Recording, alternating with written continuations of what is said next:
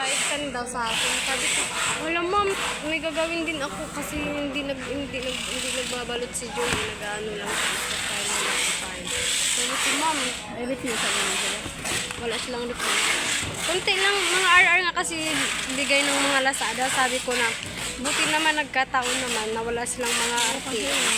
Kasi kung sabi ko, sir, Lazada, alam mo na yun, tinuruan ko na yun. Pero patulong kay Ria, sabi ko kasi alam mo yun, hindi pwede ko sa basta ano yun yan, kasi buo yan.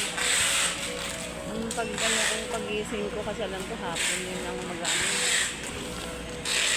Ano yun?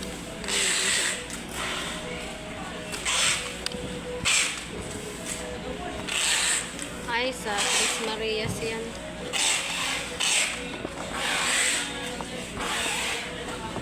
Naano na nga ako.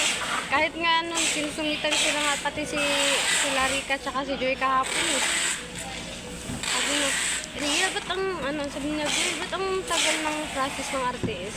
Sabi ko, tignan niyo naman ko ito ng maigi kung sino yung nagbubukas. Sabi ko naman. Tapos, sinabihan ko yung flash. Alam mo kuya, pasalamat ka wala si Ate Ann dito. Sinabihan ko yun. Kilala ko ba yun? Kasi kung si... Oo, nakapunta na dito. Kasi kung si Ate Ann pa nag-aasikaso sa inyo ngayon, naku. Baka maano talaga kayo nun. Sabi kong ganun. Ang kapal ng pagmumukha nila, sabi dyan yung supervisor nila na kaya nyo kasi babayaran naman yung flash yun. Doon ako nag kasi nga hindi na daw pwede pagsabihan nyo kasi hindi na naman daw sila ang naghahatid yan. Parang ganon. So parang sa isip ko, parang kinampihan pa nila, di ba? Di ba?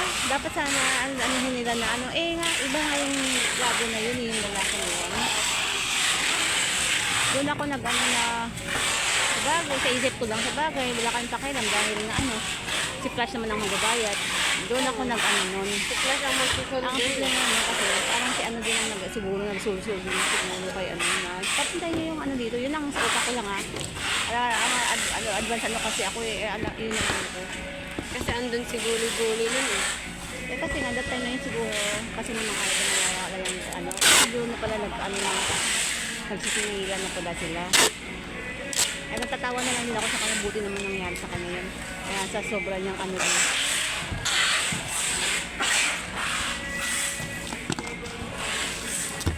Baka din kasi ng loob nila na magreklamo na hindi pwede pagsabihan yung mga rider nila na magana ako. Hindi naman natin yan yung ba? Hindi naman natin, understood na rin yun.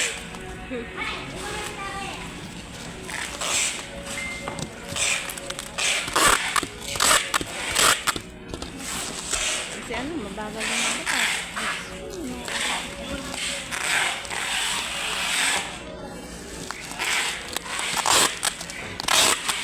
Nabera ko ni Sir.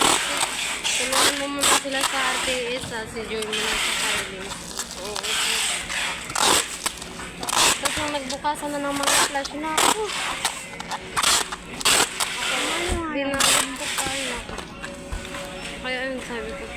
Sige Joy, mag-file ka na lang naman. Ang nga lang doon, bakit kasi sa dami ba? As in, tag-50 sa isang Korea? Parang 40 plus ata yung kay Ann.